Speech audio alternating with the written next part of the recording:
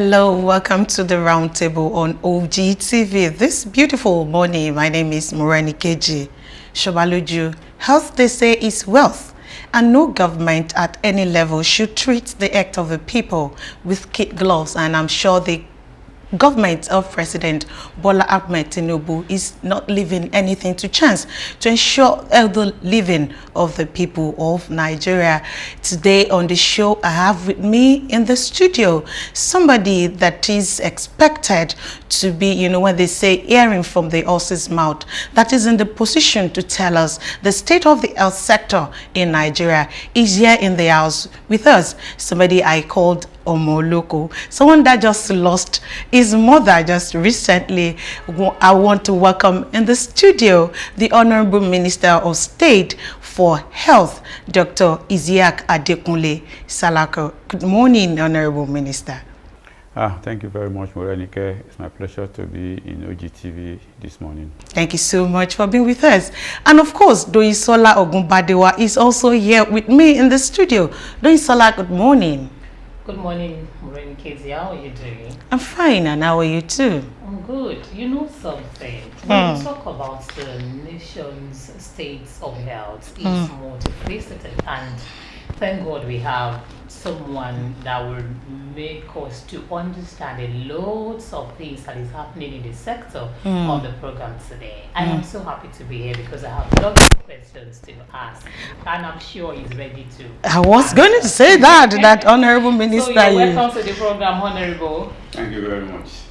Yes, let's begin quickly. Healthcare, general healthcare policy of government can give us, the understanding of this government, what this government is planning to do, or the achievement of the President Bola Ahmed Tinubu-led government. But can you give us an overview of your administration's key priorities for Nigeria healthcare sector? Once again, thank you very much, and let me say a very good morning to the people of Ogun State especially, but generally to Nigerians watching this program. If you look at the manifesto document that President Bola Ahmed Tinubu, the Tinubu-Shetima ticket, used to campaign across Nigeria, called the Renewed Hope Agenda, you will see a very central placement and elaborate attention to the healthcare sector in that document. And the summary of the approach of that document is to say that the health of Nigerians is considered an urgent matter of human rights. That is the statement that summarizes the approach of President Bola Ahmed Tinubu to the healthcare sector in the country. And within that framework, it also goes to say that the concept of universal health coverage, which means that every Nigerian is able to access the healthcare they need at any point in time without suffering financial hardship, is going to be vigorously pursued. So, with those two statements, it summarizes entirely what the government of President Bola Ahmed Tinubu intends to do with the healthcare sector in the country. Arising from that, the Federal Ministry of Health and Social Welfare has now interpreted that policy statement of Mr. President into an action plan that we call Health Sector Renewal Investment Initiative, which is sitting on 4 key pillars. The pillar of governance, to ensure that the way the health sector is run, it is run in an efficient, cost-effective, and we also pay a lot of attention to training, capacity building of our healthcare staff to ensure that in the governance system, quality of care becomes a dominant feature. Not just that you take healthcare, taking quality healthcare. So that is the governance structure, number one. The second pillar is to ensure that Nigerians have access to affordable, cost-effective, and effective healthcare services at any point in time. That's the pillar 2. Pillar 3 talks about health security, and pillar 4 talks about unlocking the value chain of the healthcare sector in Nigeria. Unlocking the value chain means that there are other possibilities within the healthcare sector that we are not taking optimal advantage of. For example, our phytomedicine capacity, our manufacturing capacities, our ability to be able to produce inputs, active pharmaceutical ingredients, consumables within the health sector is also another very important pillar. So sitting on those 4 pillars, we also have to drive those 4 pillars. We have the digital penetration to ensure we use a lot of data, to ensure we also take advantage of digital space to ensure that we change the way the health sector and the trajectory of the healthcare sector in Nigeria. So that summarizes the policy of the president and the approach of the Federal Ministry of Health and Social Welfare. That's a very beautiful, robust one from you then. And, you know, this is telling us that the government of President Bola Ahmed Tinubu come very prepared, and especially the health sector. But now, you know, over the years, the issue of inability to access healthcare, you know, healthcare services at the rural areas been issue. And I want to ask you, Honorable Minister, sir, that what strategies are also in place to improve access to quality healthcare, especially to the people in the rural areas? You know that there is the National Health Act, which was signed into a law by the former president, I think 2014. And that National Health Act created a health system for Nigeria. The health system sitting on the pillar of the tertiary healthcare system, the secondary healthcare system, the primary, the private sector, the traditional, and also dovetailing into the world healthcare level. As a result of that healthcare system, the cornerstone of our approach to healthcare is sitting mainly on primary healthcare. And that means that we make sure that first, the basic healthcare that every Nigerian needs is available within not more than 10 kilometers from wherever they reside. And the policy around that is to ensure that we have at least one functional primary healthcare center in each of the over 15,000 wards in Nigeria.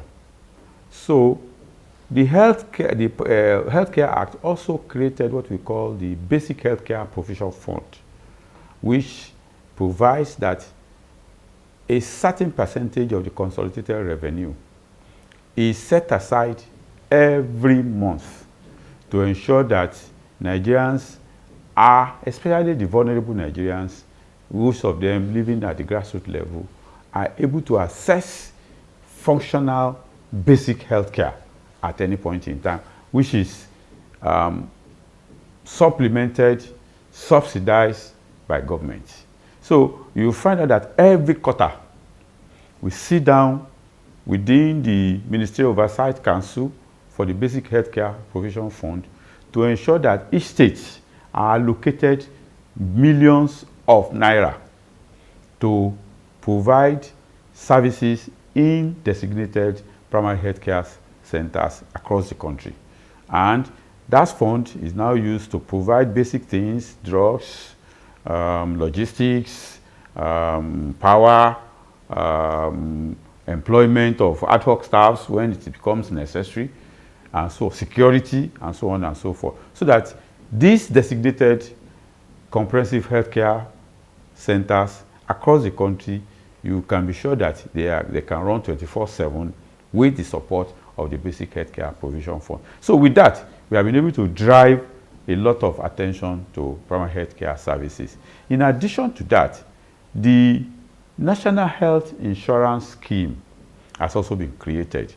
And from that consolidated, that basic healthcare provision fund, a certain percentage is also made available to ensure that vulnerable Nigerians are insured. And over the last 18 months or thereabout, we have been able to grow the number of Nigerians covered by that health insurance by over 2 million, from about 16 million now to over 19 million. So if you look at the fact that the Health Insurance Agency was created, so I think almost 3 decades ago, within 18 months, we have been able to add close to 20% subscription rate, to increase it by almost 20%. So, and the target is that if we do that every year, increase every year we increase by 20%, you'll find out that by the time we are ending the first term of the president in 2027, we will have increased the subscription rate by about 60 to 80%, which is going to be, no doubt, a very significant achievement. So the approach, therefore, is first to ensure that there are facilities available to provide basic care, and secondly, to ensure that resources are made available at the basic healthcare level in terms of funding, in terms of essential ingredients, so that people, when they come there, they're able to receive quality care. Okay, Honorable Minister, reeling out of the achievements and the plan of our President, Bola Tinubu, in the health sector, we can say that at least they've done a lot. This administration have done a lot and has a lot of plans. While you're reeling out the achievements, you mentioned tertiary healthcare. Please, can you just tell us the overview of the tertiary health institution in Nigeria? The tertiary health institutions, government-owned, or let me say federal government-owned tertiary health institutions, refers to the teaching hospitals, the federal medical centers, the specialist hospitals, and some other specialized centers that have been created to provide tertiary high-level care. In Ogun State, as an example, we have the Federal Medical Center, Abeokuta. We have the Neuropsychiatric Hospital, also here in Abeokuta. Those are federal government-owned federal tertiary institutions. And across the nation, we have about 56 of them that have been created by the federal government. Over the last 18 months, additional ones have been created. I cannot give you the accurate figure of the additional ones that have been created now, but I know that close to 10 new federal tertiary institutions must have been created in the last 18 months, cutting across the corners of the country. Some that were medical centers, federal medical centers before, have been upgraded to teaching hospitals. Some new ones have also been created. I think that if you look at in the Southwest, I can point to Federal Medical Center Ekpe. I can point to the teaching hospital in Akure that has just been established, and so on and so forth. I don't have the data. So what I can tell you that what those federal tertiary institutions does is they provide specialized care for the people who need specialist care. Those are the places that they expect to be taken care of. Investing in health sector so far by this administration, can you say it's really bringing the results that you expect? Well, I think generally we're making some progress. If you look at the State of the Health of the Nation report that was launched by the President last week Thursday, which unfortunately I missed because of the death of my mom, who was being buried on that same day, Thursday, so I had to be here in Ogun State to attend the burial. If you go and take a close look at that State of the Health of the Nation report, you see some progress in several areas. Of course, we are not where we are supposed to be. As an example, I mentioned earlier, the level of coverage of the health insurance has increased by about 20% over the last 18 months. We have improved in our level of infant mortality rates. It has reduced marginally by some percentage. We have increased in terms of the number of frontline health workers that have been trained to build their capacities to ensure that they are better exposed. We have improved with the level of digital penetration to the delivery of our healthcare system. So you find out that in some of our hospitals today, if you go there, the service is now paperless. You go there with a plastic card, and from entry to exit, you don't have to use a paper. Everything is digitalized. So that has also improved the quality of care that patients are able to receive when they visit our facilities. But in improving the overall health indicators of the country, like our maternal mortality rate, our under 5 mortality rate, our infant mortality rate, those ones usually take some time. When you put in an effort, like we're doing now, it aggregates over time, and then we start seeing the result with the indicators, the vital statistics and the indicators, health indicators for the country. So I believe that gradually over time, by the time we're doing the next state of the health of this nation's report, we will see more significant improvement in our indicators. There is this thing I feel we need to ask, because I feel it's important. The withdrawal of aid by the United States of America, how do you think that could affect this nation? Well, I think that first, I believe that the withdrawal of aid support by the American government is a wake-up call to us in Nigeria and in Africa and most developing parts of the world. It's a wake-up call for us to take ownership of our future, to take ownership of our people, to take ownership of the health of our people, because health is the most important asset that the people can possess. And if we are depending on foreign aid for that's most important asset of our people, then we need to look at it again. So for me, it's a wake-up call. And I think that Nigeria has woken up very, very, very well to that withdrawal.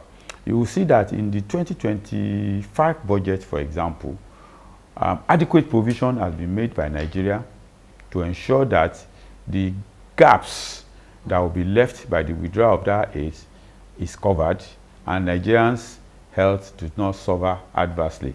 So if you look at programs like the HIV program being funded by PEPFAR, USAID, if you look at the malaria program being funded by the Presidential Malaria Initiative, if you look at the tuberculosis program, and so on and so forth, government has made adequate provision to ensure that Nigerians do not suffer adversely from that withdrawal. However, I must say that the world is now a village. And what happens in one part of the country or of the world affects very quickly the other parts of the world.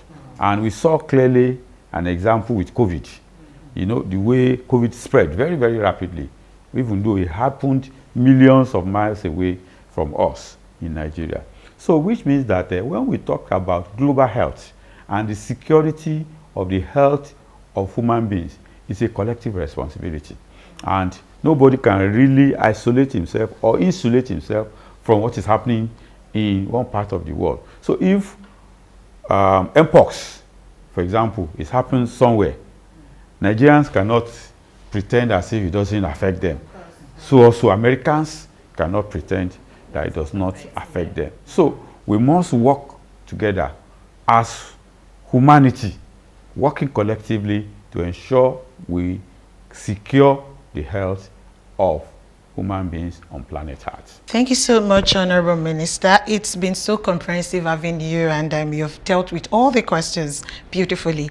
Yes, I want to go forward here. You know, in the past, we were talking about implementation of policies and programs of government. You know, that has been one area that, you know, it's a bit challenging when it comes to, you know, beautiful programs, policies of government, and implementation becomes, you know, an issue there. So what approach are you adopting in terms of feedback?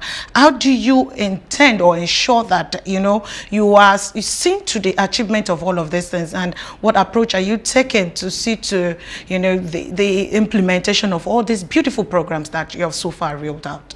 Are you, you know, on a personal note, do you have, you know, a way of maybe unscheduled visits to all these facilities to see that probably everything is going as planned?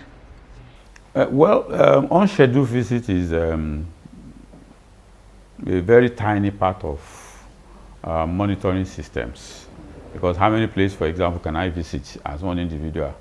Even if my colleague, the coordinating minister, is also visiting, how many places can he visit? Or even if we draft the PS or even the directors, are we going to be there every day? Of course, it's not possible.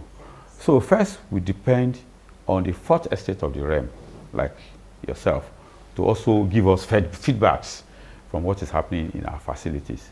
We depend on Nigerians, the citizens of the country, to give us feedbacks. Then we are also using data, because data do not lie. When it is well collected and well analyzed, you can see clearly what the data is saying. And that is why I said that one of the key movements that we are making is ensuring that there's more penetration of digital involvement in our healthcare system. Because when you digitalize things, it is easier to harvest data and to interpret that data. As an example, it's easy for me to say that how many people, if there is a digital penetration, how many people visited FMC Abeokuta today, Monday, how many people were seen by each of the doctors, how long did they have to wait before they see the doctor, did they get their drugs they need, and so on and so forth. All this can be harvested through the use of digital technology, that I don't even need to be there to see that, okay, patients have to wait 2 hours to see doctors. I don't need to be there.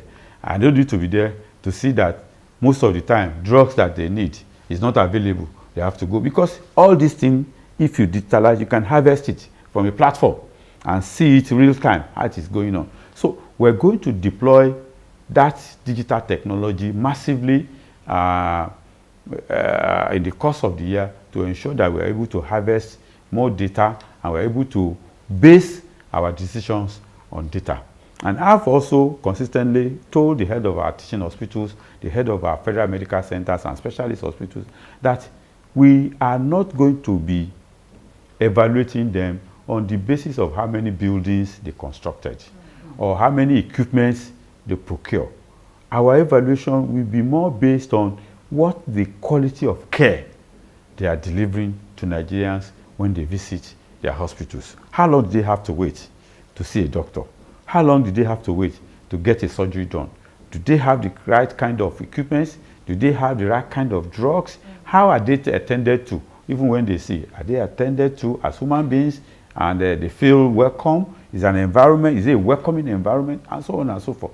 Those kind of things will also form a major part of our evaluation system, to ensure that we're not just saying, okay, we have 30 buildings, we have 50 beds. You can have 50 beds, but beds, buildings will not deliver healthcare if you do not put all those right things there.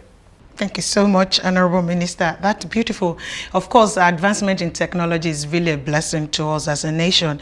Yes, you mentioned something about, you know, how you want to evaluate and assess the activities of all these facilities based on how long would patient wait to see doctors, how they attended to. Yes, that brings me to this very important question. You know, we're talking about Japa syndrome. It affects all the sectors of Nigerian economy.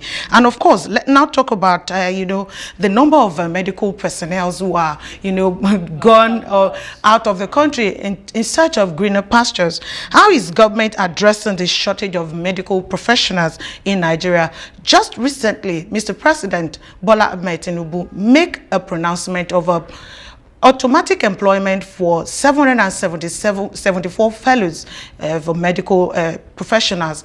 So how is government faring in this perspective?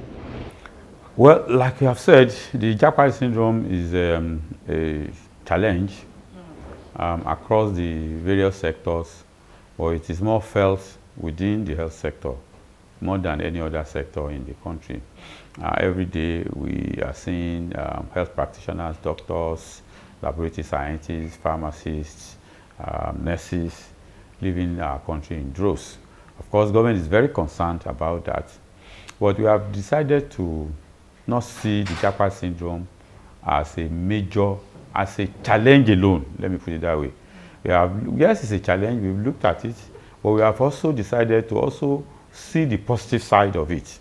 The positive side of it is that when people have the opportunity to go out, they have the opportunity to acquire new skills, to build new networks, to gain new experience, which we can also use, and coming to digital again, we can also use digital technology to harvest.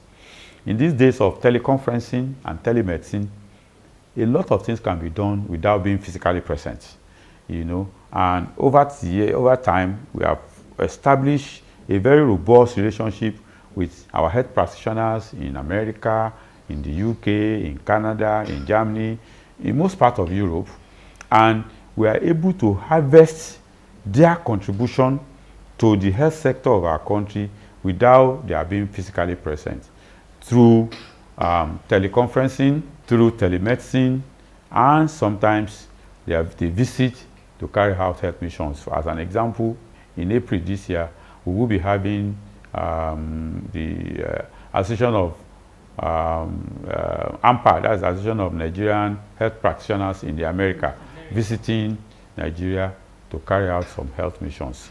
So beyond harvesting their involvement outside the country, we increase the number of nurses, the number of doctors, the number of laboratory scientists that we are training in our country. Okay, at this junction, we have to go for a short break. Honorable Minister will continue after the break. Just don't go away, stay tuned.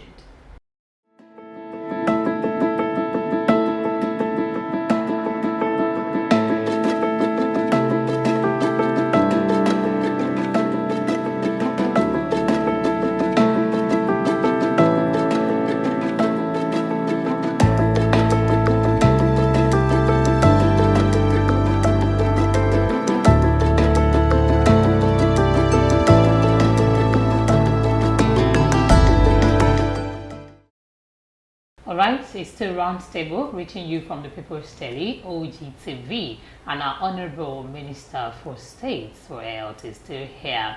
And you know, he was talking about Japa syndrome before that break. So you're welcome back to the show. Keep enjoying the show.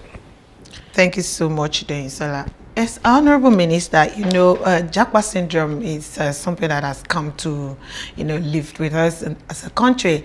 And, you know, it affects all the sectors of the economy, but more on the health sector.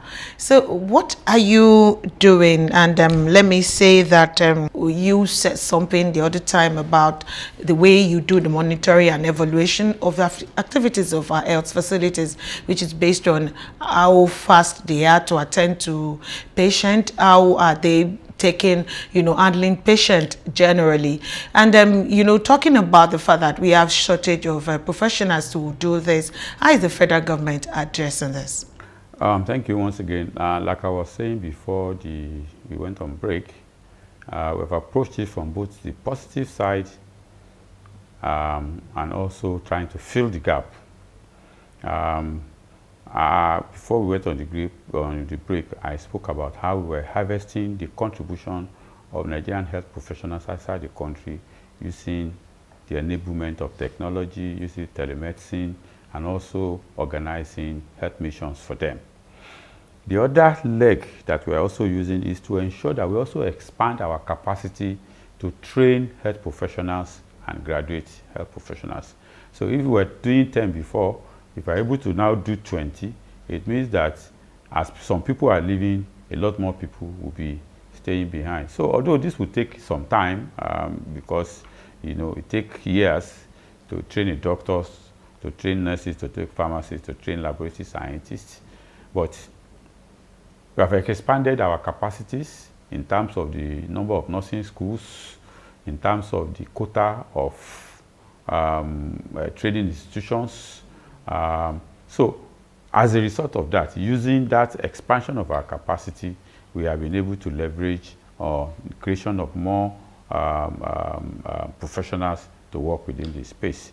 The other area is the area of task shifting, and that is where those health fellows that you spoke about are sitting in.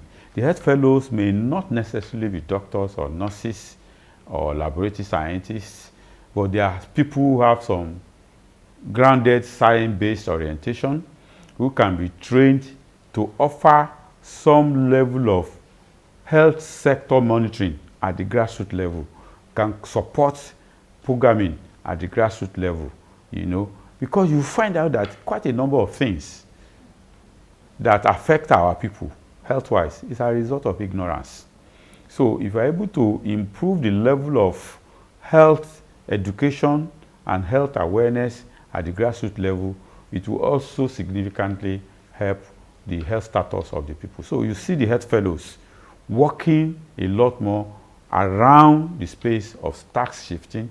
Not necessarily, they are not doctors, they are not going to be giving injections or be prescribing drugs, but they will be providing healthcare services at the grassroots level. Okay, before we move away from the jackpot thing, what is the current doctor to patient ratio in Nigeria now? Well, I must tell you that that is a rapidly changing statistics. Okay. Because of the mobile nature of the health sector and the way the world is now configured. As I am sitting here now, this is just about 11 a.m.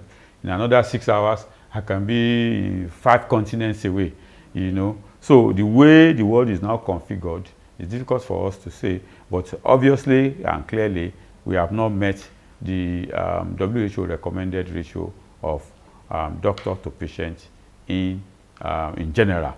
But it keeps changing and it's difficult to say exactly. Let's talk about a disease that is becoming widespread in the nation now, and that is cancer. If these days you hear cancer of this, cancer of that, and in this country, I notice, I don't know of other people, just what I noticed that cancer treatment centers are a bit difficult. Why is this so? And what are the steps the government is taking to ameliorate the suffering of the cancer patients?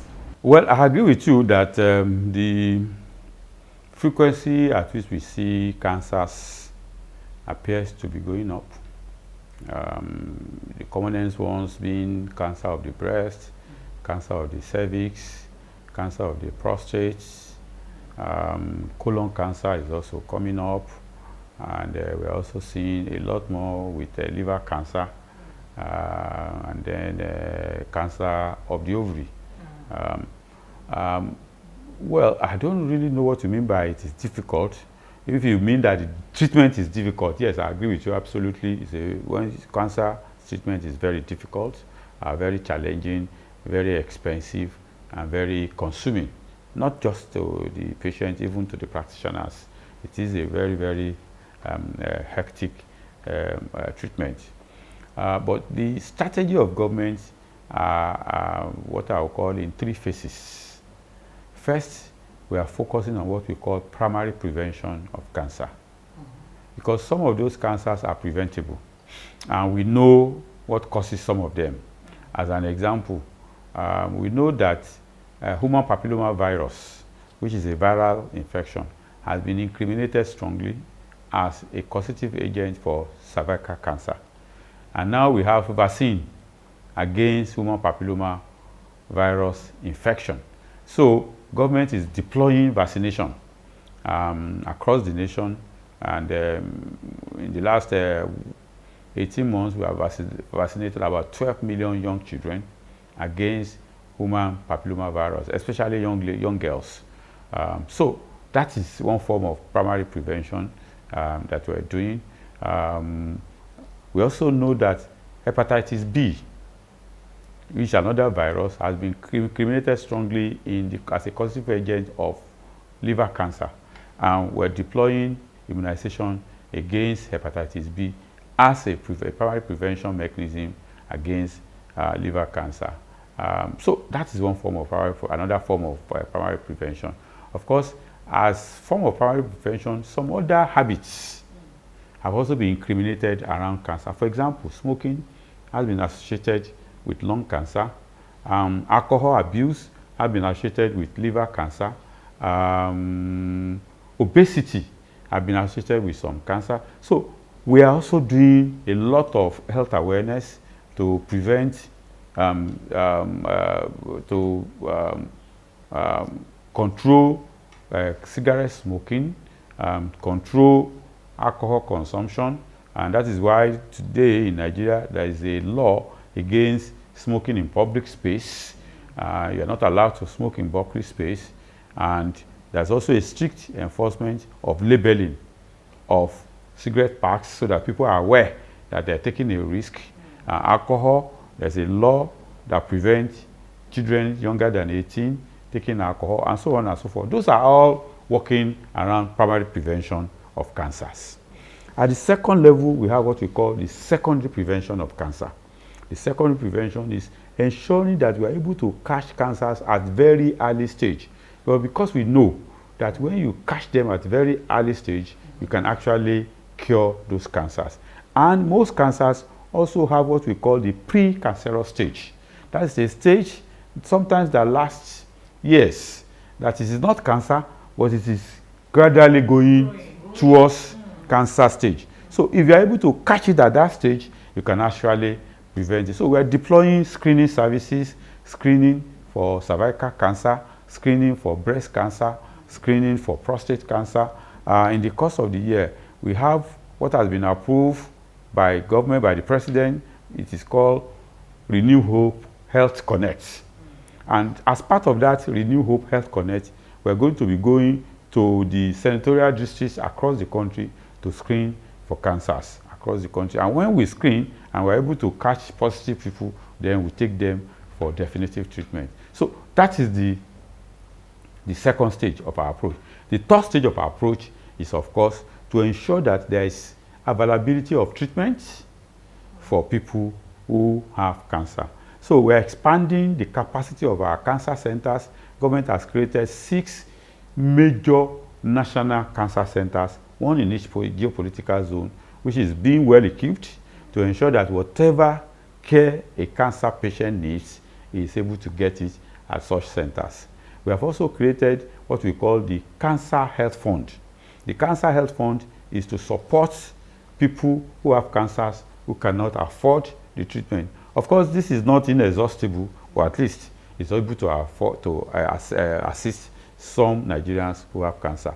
In addition to that, we have what is now called the Vulnerable Health Insurance Scheme.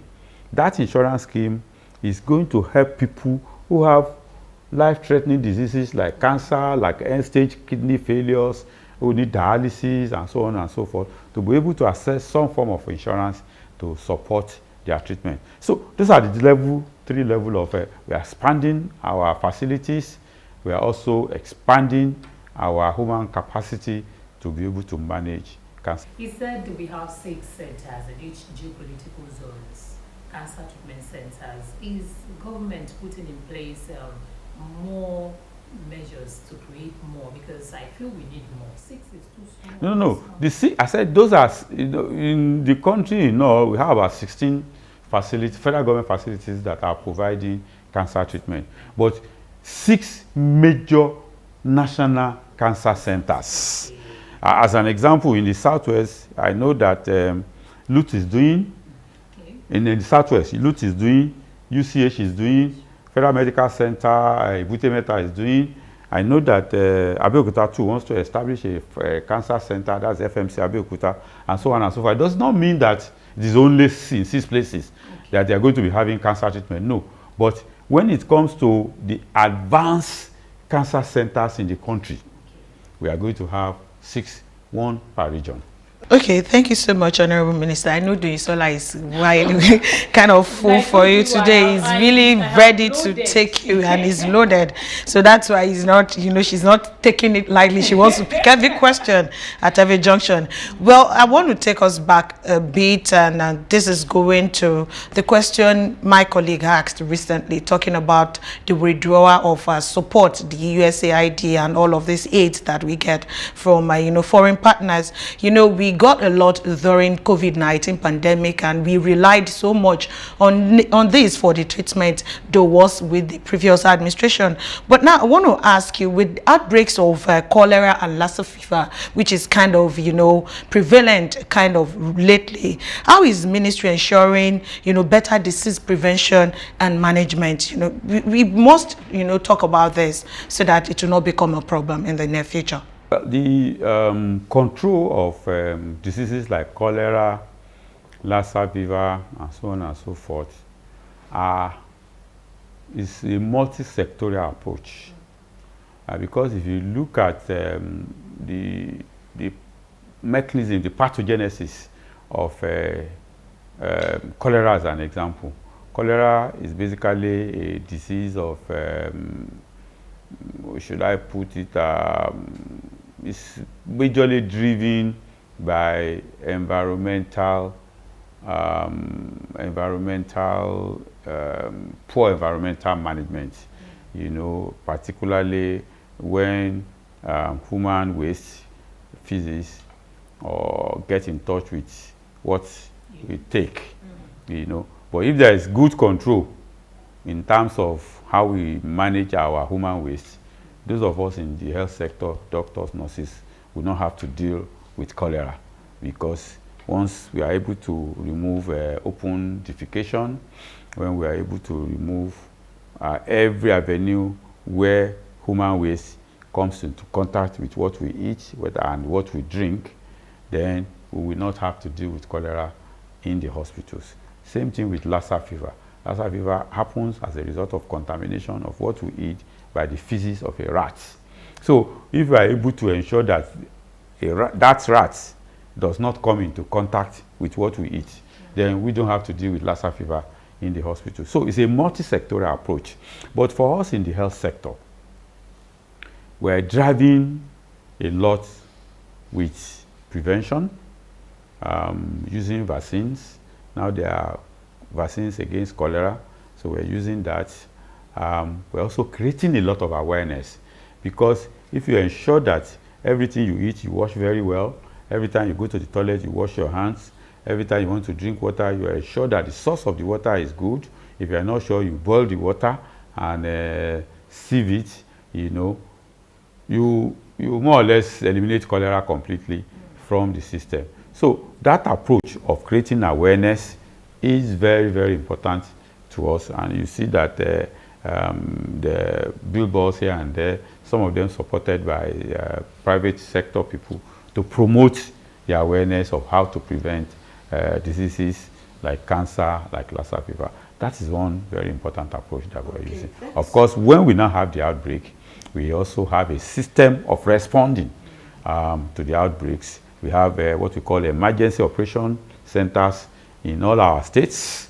And if there's a report of a cholera outbreak, a Lassa fever outbreak, or any other disease of public health importance, we can respond using the mechanism of our emergency operation centers. Thank you so much, Honorable Minister. Yes, away from all of this, you know, there's something that is so bothering kind of lately, you know, talking about mental health. A lot of suicide cases have been reported. A lot of deaths have been attributed to suicide. And this is also pointing in the direction of mental health of the people. And these are cases that have been overlooked in Nigeria for a very long time. You know, nobody's talking about the mental health and all of these things. So what policies have been introduced to address this issue by the government? You know, it's 18 months of this administration, and if you check statistics recently, the amount of suicide is higher as compared to what we used to have in the time past. Well, the mental health of Nigerians is a very important aspect of their health, because health, as defined by WHO, is not just the absence of disease. It is when you are sound in every way, physically, mentally, spiritually. That's when you can say you are healthy. So the mental aspect of the health of the country, of Nigerians, is very important to us.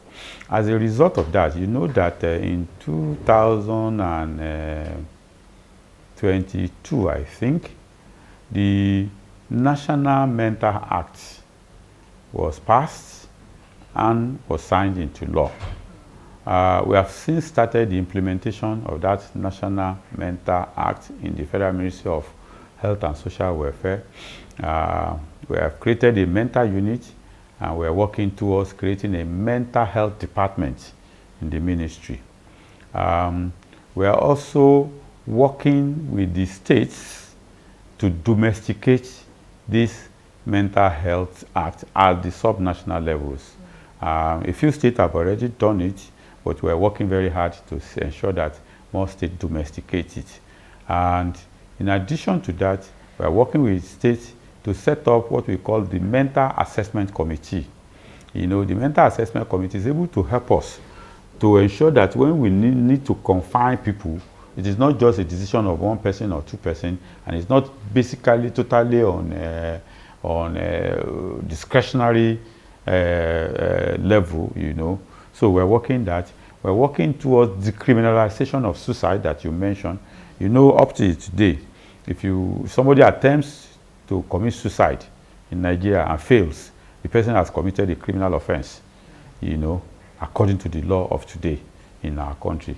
We're working to ensure that we remove that from our law status. If somebody attempts suicide, that person is calling for help, not committing a crime. So we should decriminalize suicide, and we're working to ensure we do that. We're also working to ensure that we integrate better mental health services at the primary healthcare level, so that basic counseling, basic psychological testing, basic advice can also be available and obtained at primary healthcare level as part of routine primary healthcare services that is delivered at that level. So aggregating all this is our approach to ensure that we improve the mental health care status of our people in the country. Okay, mental health, as you said, is a crucial aspect of emergency disaster management. And what are the major disaster response preparedness plans of this country? Well, when it comes to emergency preparedness, again, it's multi-sectorial. We have the health security preparedness plan, which is domiciled within one of the agencies of the Federal Ministry of Health and Social Welfare. And that preparedness plan means that if there's an outbreak of diseases, how do we quickly respond to ensure that the outbreak does not spread and it is controlled? That is domiciled within the Health Ministry essentially. But of course, most of the time we also need support. For example, if there's an outbreak of cholera, yes, we are going to respond as Health Ministry, but we also need the water resources to respond, because it's water resources that's going to ensure that the water that people are drinking is of good quality and it is not contaminated, you know. We need sometimes even the Ministry of Information to respond, giving out information, pushing out information, awareness to the people. That is also important. Then, of course, if it's a disaster that is not entirely health, for example, if there's a fire disaster somewhere, you need the fire services to respond.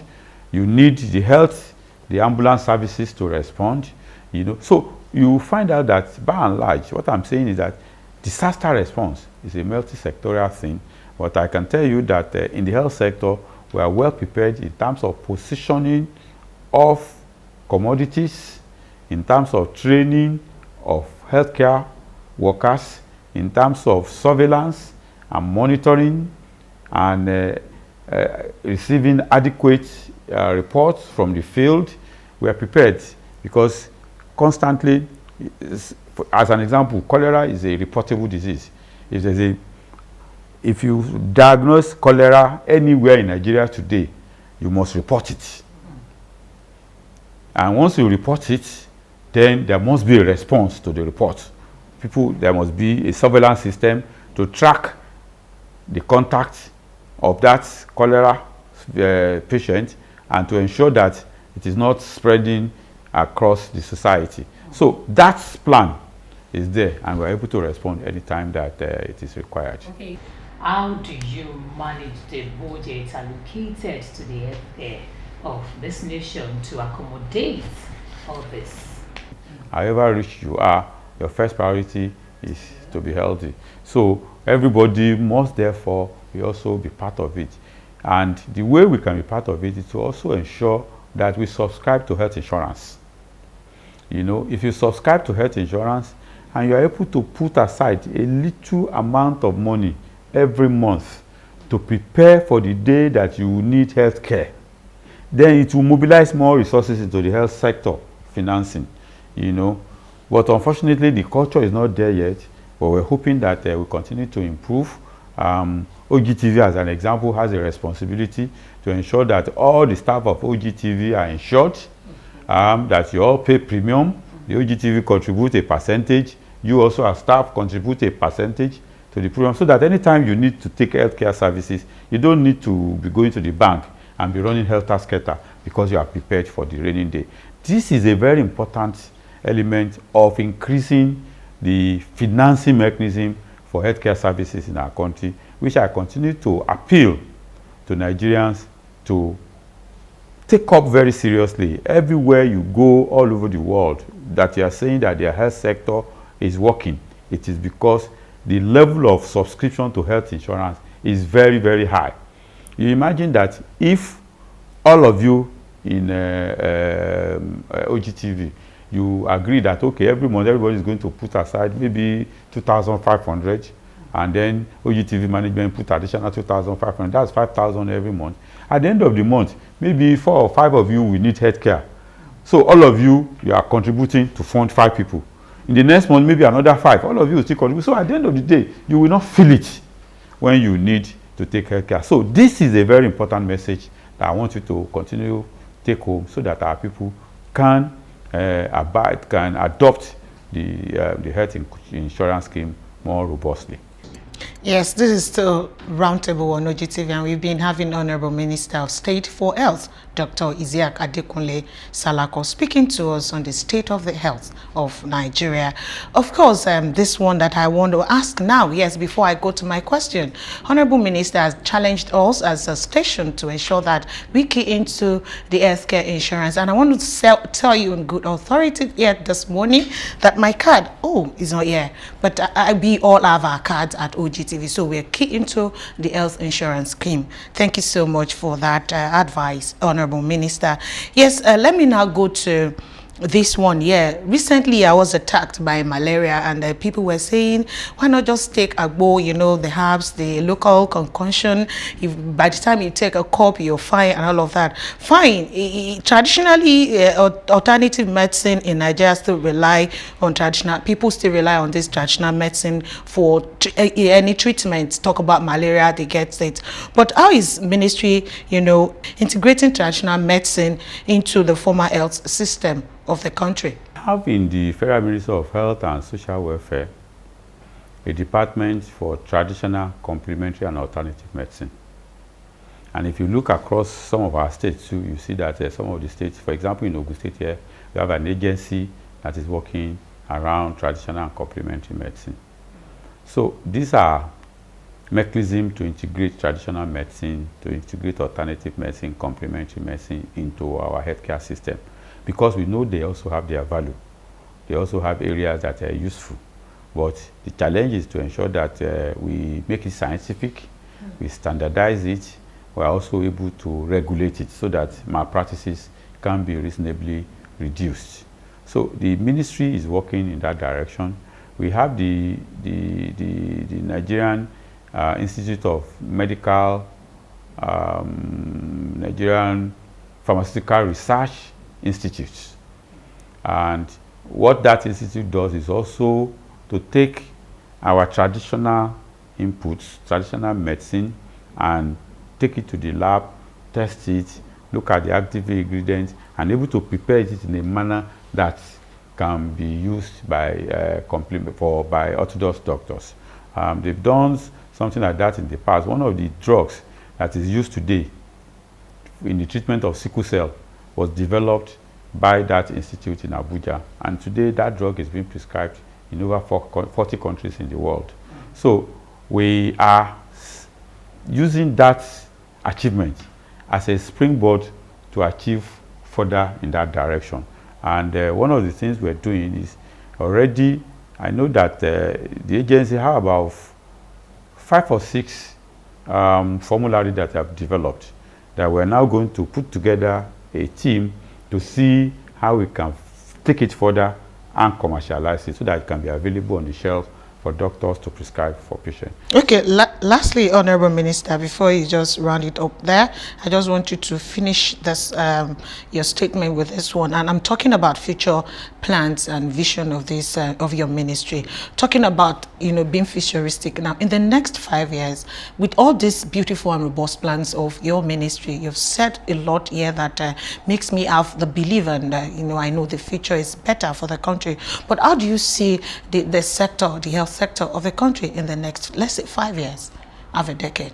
Well, in the next 5 years, I would like to see Nigeria being able to deliver on universal health coverage, ensuring that all Nigerians have access to healthcare that they need at any point in time without any financial constraint.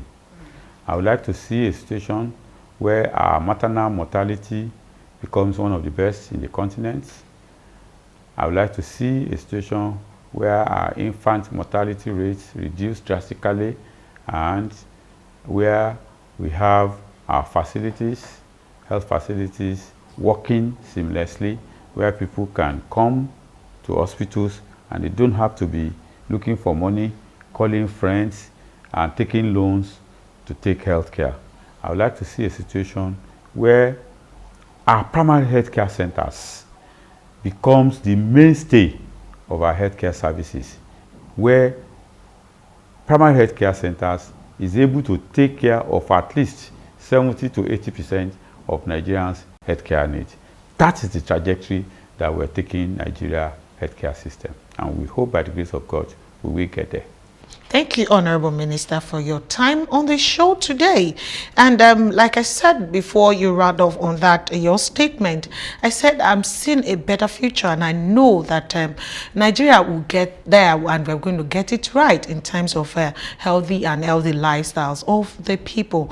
Thank you so much for being part of this conversation this morning. It's been a comprehensive and robust one, and we hope again, when you are called upon to come and talk about your achievement, you will be dancing to Nigerians and say, thank you for giving me the opportunity to serve. Thank you, Honorable Minister, for being part of the show. Thank you very much. And let me use the opportunity to commend Ogtv for the good work you are doing, and most importantly, commend the management for ensuring that Ogtv staff have subscribed to the National Health Insurance Scheme. Thank you very much. Thank you so much. Okay, from me, I would say that we appreciate you for being part of the program today. Salako is my name. Thank you for watching the Roundtable.